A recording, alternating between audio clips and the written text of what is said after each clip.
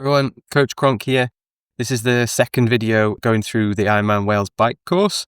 So the first video, we did the section from Tenby out to Pembroke, round Angle and the first feed station, and back through Pembroke and back to Lamphy. That's the section of the course that mostly you just ride once. So this video, I'm going to take you through what we call the inner loop or the hilly loop, which is the section of the course which you ride twice. So just to show you quickly, it's from Lamphy, which is at 60 kilometers in. It's this loop here where you go round to Narberth, drop back down to the coast, through Saundersfoot, back to Tenby, and you do that loop twice. So back out again to Narberth, back to the coast, through Saundersfoot, etc. Let's jump into it. It's going to start off in a second arriving at Lamphy, where the course splits, and there's the second feed station. So this comes just at about 60 kilometers. So this is where we turn at Lamphy. You come through, and the feed station you can see there on your right. Okay, and then it opens out a bit and you get into the lanes. So this section of the course here is kind of gradually up for a while. Nothing too steep, but it is mostly climbing. There's a couple of little downs, but just quite a nice wide open lane. But as you can see, just steadily climbing here, okay? Then I'll just jump you forwards a little bit. See more of the same, gradually climbing. Then I'll just let it run from here. And climb up and you take a left turn.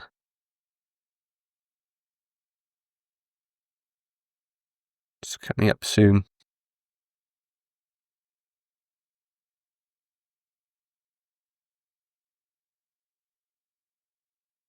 So here we go. Here's the left turn. So this lane now is much narrower and it's a steep, fast descent. Okay. And the road's not in as good condition either. So you can see the middle of the road there can be a little bit gravelly. So just be careful on this descent.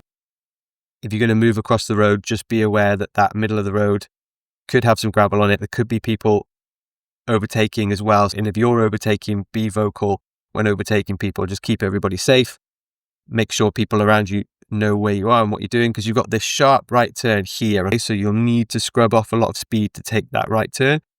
And this road is in even worse condition. So you'll see in a minute, there's actually some grassy, mossy patches in the middle of the road.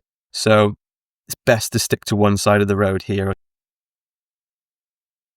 And it is still quite fast, mostly downhill. Not as fast as that first bit, but you will be going at a good speed through here.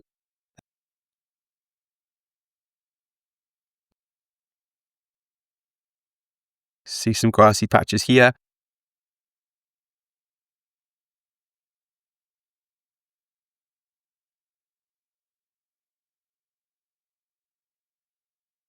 And it starts to sort of level out a bit and it's not so fast. And then you make your way up to the main road. The start of that descent in this narrower lane comes at 63 kilometers and 130 kilometers. So it starts going up now, and it'll join the main road. Just to show you on the map where we are, I'll just zoom in a little bit. From Lamphy, we climbed up. Here's the left turn here. Here's where you've got that steep descent through the lanes, and then you gradually make your way up again to the main road, which you go along for a bit. Then this main road here is a bit more open as you make your way towards, which is the next bit that we'll jump to and talk about.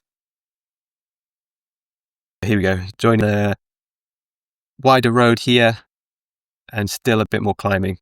I'm not going to pick out every single sort of climb on the course. You just have to accept that there is a lot of up and down, but we will talk about the major climbs. Just because I'm sort of highlighting the major climbs, and I might talk to you a bit about the sensations that you should expect to feel and how to approach them. It doesn't mean that you play fast and loose with the other ascents. Okay, the whole day is going to require the similar sort of control on all of the little ups and downs as you're going to use on the bigger climbs. Right, let's jump forward to Carew. This is a wider road that you join here. And then you'll go into Carew here, castle in front of you, sharp right turn and descend down to the bridge. They do take photos here as well on this bridge, so remember to smile.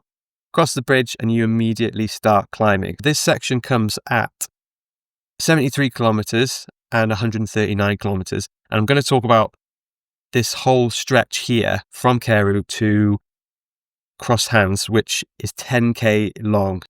Now, personally, I think this is the hardest section of the whole course. Wider roads, sort of featureless, high hedges, can't see a lot. It just feels like a bit of a drag, and it's mostly uphill for the whole 10k, mostly uphill with a couple of short, fast downs. So just to show you again where we are now on the map.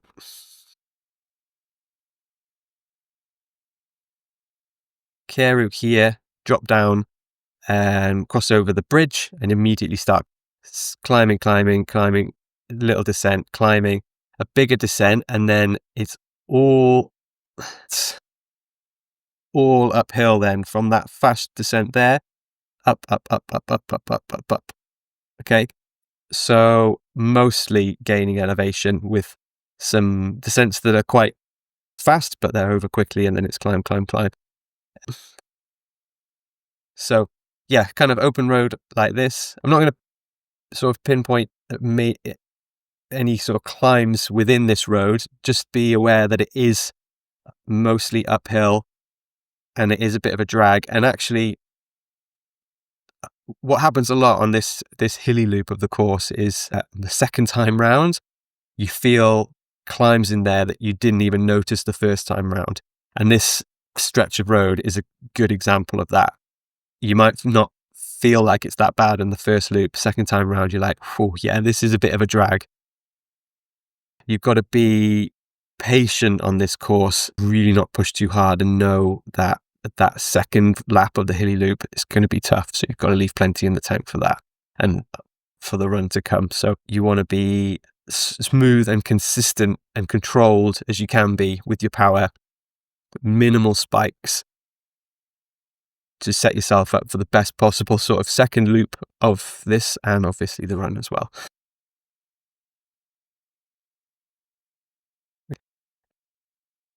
Let's jump on to the next sort of significant climb, is the climb into Narberth.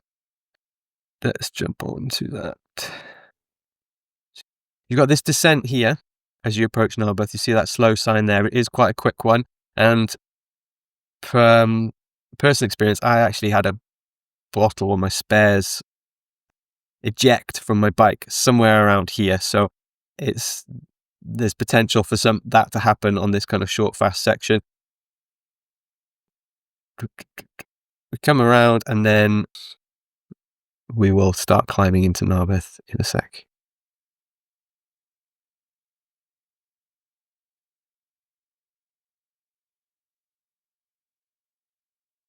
Okay, so sweep right, and then we start climbing up into the town. Now, this climb, it definitely goes on longer than you think it's going to, because you get into the town and you actually keep climbing. The key is be patient. Don't start the climb too hard thinking that, oh, when I get to these houses in the town, that's the end of the climb, because it's not. You turn in through the town and you keep going up and up. So you'll see in a sec here these houses, and then we're going to keep going round to the left and keep going up. I'll just let it run right through so you can see it as well. Wherever you get support on the course, and this is one place you'll get plenty, the temptation is to push harder, or maybe you don't realize you're pushing hard because the crowd and the fans. Just bear that in mind. So up through Narberth, swing right, and there's going to be a feed station as well just outside of Narberth. So that's going to be at about 91 and about 157 kilometers.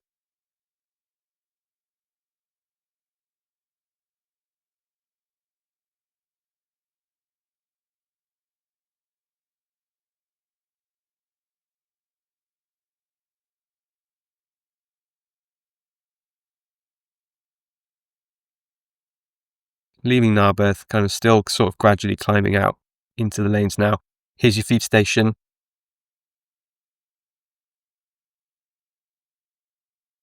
And sort of back out into the countryside. So just to show you where that is. Narberth here. And now we kind of keep climbing. So we've still got to gain some elevation. We haven't actually reached the highest point of the course yet, which is over here. So we're kind of gradually now through the lanes making our way over to there. So we'll jump onto there.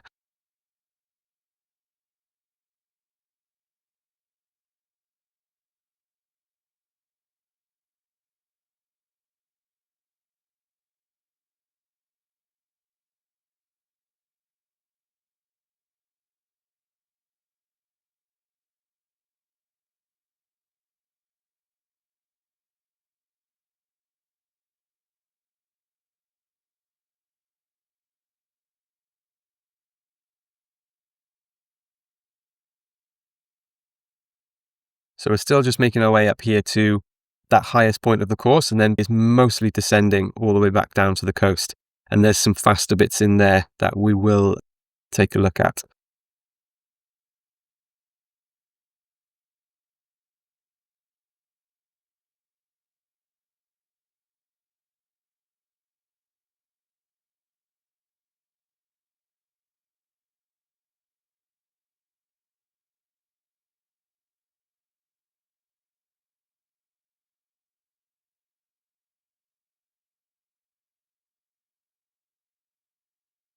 You've got this big dairy on the left here, still making our way up a bit. We're going to just go straight over this main road here, climb a little bit more. So you know where you've got that crossing there. You're going up a smidge more. Notice that we're into narrower lanes now, which we will be descending through at a decent pace. So you're going to see some signs here. You're going to see more regular sort of signs like this warning you now of some of these descents. And the thing is as well, you know, if you do a recon of the course with open roads, you're never really going to be able to ride these sections the way that you would in a race as well. So you can use, of course, like on the race day, you can use more of the road. But again, just be wary of people around you. If you're overtaking anybody, just be vocal and just let them know that you're coming past.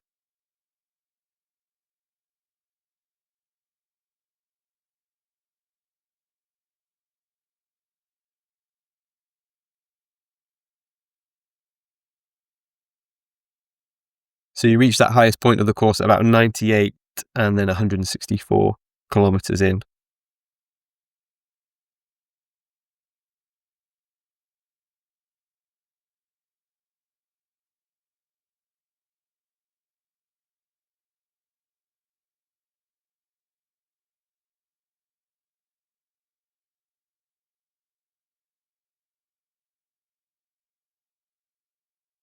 I'll just jump it on a little bit.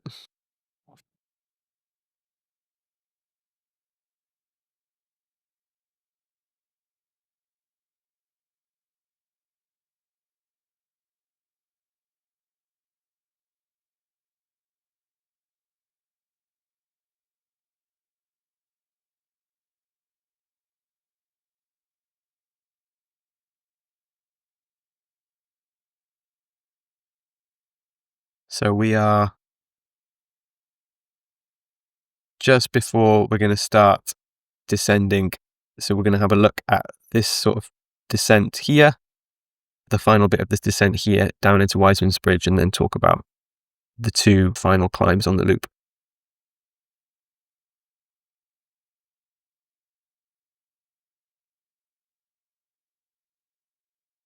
Okay, so this is where we're going to start descending now, back down to Wiseman's Bridge. See more caution signs. This bit's fast, and you'll see it's quite narrow, high hedges, not great visibility. So yeah, it is really quick, straight down to the coast, and you basically hit the coast and it's a hard right turn.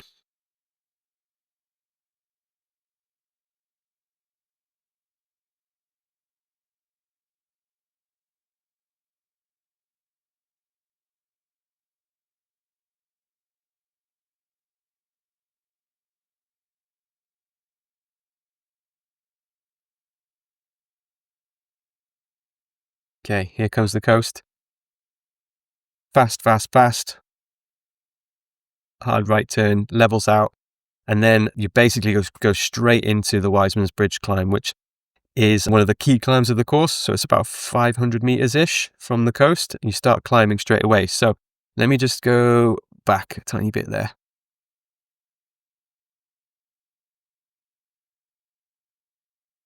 So here, just after you come past this car park, really you want to start thinking about changing gears, getting into the little ring. It ramps up very quickly, so you don't want to have to be making big changes as you hit that climb. Let's just go back one more time. So here, start changing gears because you turn around that corner, it gets steep. And then as soon as you turn around this corner, it really kicks up. And then this road here is quite straight up the climb now. So this climb is going to put you over your limits for what you want to do on the day. There's no way around it. Just to get up it is going to be harder than you'd like to. So you're going to have to accept that there is going to be that spike in power, that spike in effort and heart rate. So really, it's all about sort of damage limitation, trying to be as smooth and controlled as you can be, using your gears wisely and your cadence wisely, perhaps being in and out of the saddle. The goal is to sort of really minimize that spike and get up this climb, able to crest it and move on without feeling like you've gone too deep and you need too much recovery from it. And remember, you're going to do it twice as well. So definitely you want to really hold back, especially on that first time, because remember, you're going to be even more tired when you come around to do it again.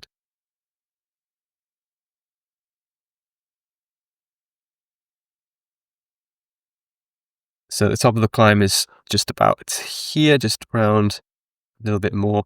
And now we go straight into a descent here. You need to have your wits about you for this descent, okay? It's probably the most dangerous descent on the course. You come down through the trees here. Hopefully you can see it well with this footage, but there's a hard right turn straight into a hard left turn and there's a wall in front of you. Slow, big sign there. People have had accidents. Here it comes. There's the wall. Hard right, down, hard left around the wall, okay? People have overcooked that and gone into the wall there, so you really, really need to be careful. And then we swing right again, and then a short climb up into Saundersfoot. So we'll just let this play all the way through to the top of St. Bride's Hill in Saundersfoot now. So little climb here.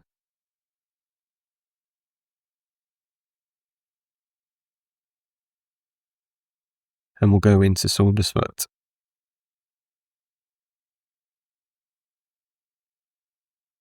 Okay, you're going to drop down now into the town, and the support here is going to be insane. Just watching this makes me excited, knowing what it's like when you ride through. And even the second time you ride through it is probably going to be even better than the first time with more and more people there. You can see all the barriers. It's going to be lined with people. It's absolutely amazing. So you start climbing here and you come round and you've got this first steeper section of the climb here. Again, now, this climb keeps on going on and on. So really, really hold back on this first bit of the climb because it just keeps going up and up. It's not so steep, but you keep climbing. You're going to have an amazing crowd there, people shouting. It's going to be so easy to go too hard. Just try and check in with your effort. Hold back. Keep it super smooth. Minimize that spike in power and heart rate. And stay in control all the way to the top. So you're going to have support all the way up here. It's amazing. It's one of the best climbs on the whole of the Ironman circuit in terms of the support that you're going to get. But just don't let it damage your race, okay? Okay, so we're nearly at the top now. You can see the footage just slowed right down because it's a little bit of a steep bit. We're making our way up to New Hedges.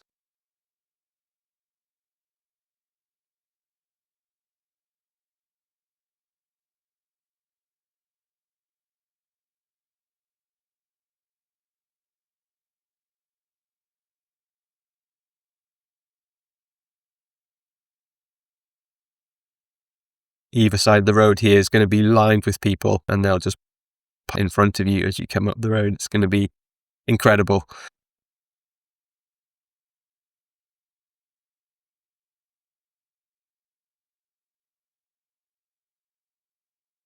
And just remember as well, to say again, you're going to do that climb twice, so just bear that in mind. So just feed station and where you can get your personal needs bags just before the roundabout there. Just remember that the top of the climb, I'll just pause to show you. So we went down to Wiseman's Bridge, did the steep climb, steep descent, then we climb out of Saundersfoot, okay, up here to the top of New Hedges.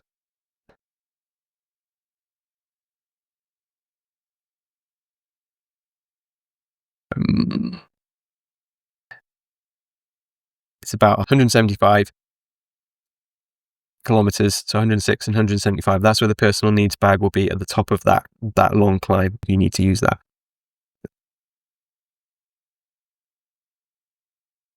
So we descend now down into Tenby. A good chance to just take it easy for a minute. You've done a lot of climbing, Wiseman's Bridge, St. Bride's Hill, back to back. A bit of a chance just to back off a little bit, take on some nutrition, some fuel, some hydration, and just kind of mentally check in with yourself, how you're feeling, especially if you're going out now to ride that loop again. Just play it back through your head. Anything that went wrong, anything that you need to put right the next time, any areas that you need to focus on, you can just check in with yourself here and just have a little think about it, and then just bring back that focus, because it will have been a bit wild going through that crowd for sure. Just bring back that focus and just prepare yourself to get back out on that second hilly loop. And then if it's time to get out onto the run course, same, just put behind you whatever's happened on the bike course, start looking ahead to the run now, start visualizing going into transition, visualize where you've got to take your bike, where your transition bags are in transition. Just play all that through in your head, take on the last bits of fuel that you need to, and safely make your way into Tenby and get ready for a great run.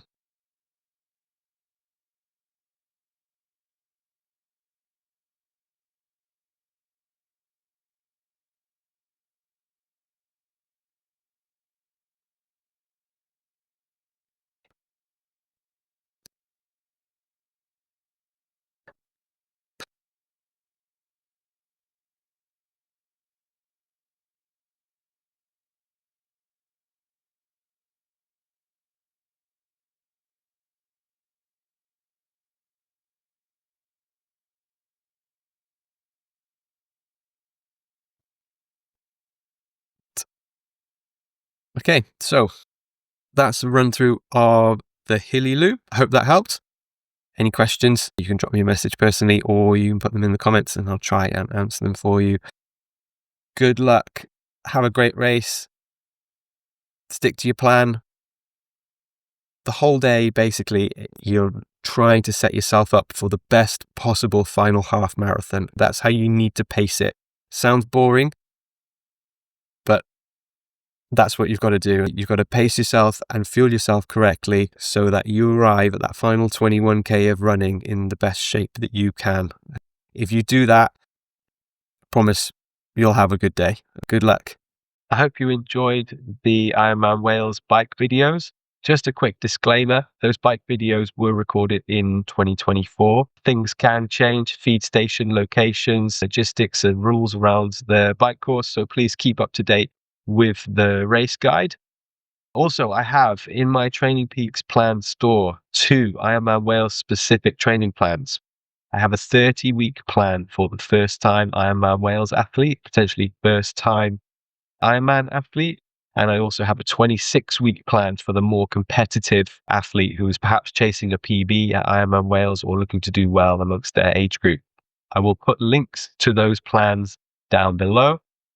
If you have any questions, please reach out to me, Coach Krog at Enduraprep.com, or drop a comment down below. and I will get back to you.